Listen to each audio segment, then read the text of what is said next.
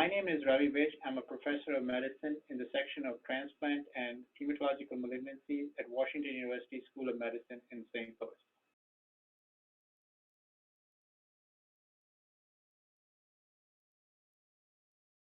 Immunocompromised is a term that is used to denote that your immune system is deficient and not able to respond as well to infections as another person's immune system. This could be on account of the underlying cancer, or it could be exacerbated sometime by the treatment for the cancer as well.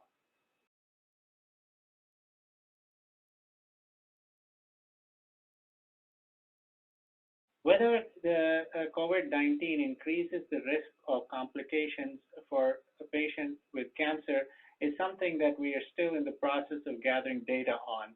I think that logically it does seem that it may increase the risk of infections if you are immunocompromised due to cancer or due to underlying chemotherapy given for your cancer.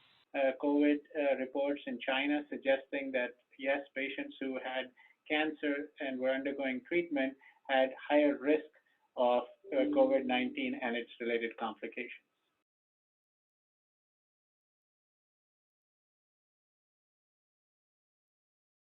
I think that for any patient on oral cancer therapy, they need to talk to their doctor and make sure that they follow the advice of the doctor. Generally, for most patients, it has been recommended that patients continue on their treatment, whether oral or given in the doctor's office. But I think that this is something that needs some individual confirmation on basis of how a patient's cancer is doing, where in the cancer journey they are in terms of cancer control. And I think only a physician who's treating the patient is best served to answer the question for an individual patient.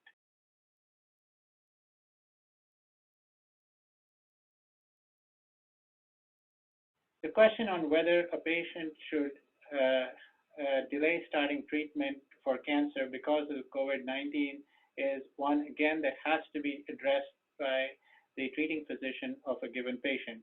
In most cases where cancer requires treatment, delays are not possible, but there are certain specific situations where a delay may sometimes be better than a high risk of exposure to COVID-19. It also depends on what kind of treatment is contemplated. There are some treatments that are more likely to lead to risk for complications.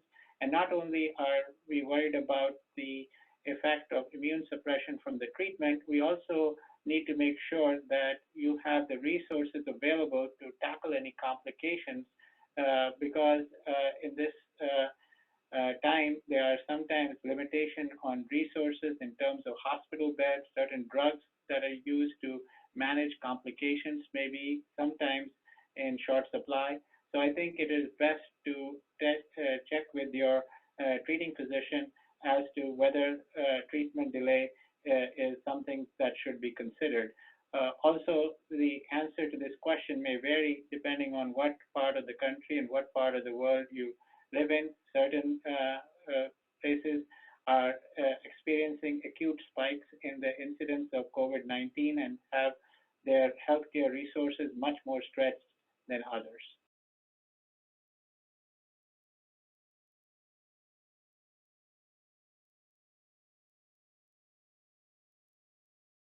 Whether patients with cancer who are getting routine scans and tests should continue to get the test is something that has to, like all other scenarios, be discussed with the individual treating physician.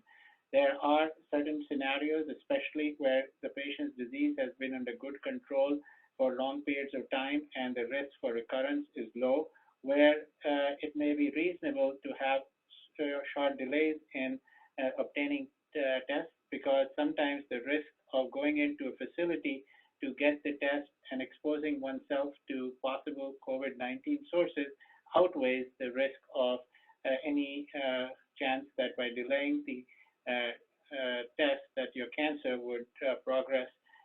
So I think that in most cases, We are with patients with active disease, certainly making an attempt to keep the test done on time, especially if the results of the test are being used to decide on next steps in therapy.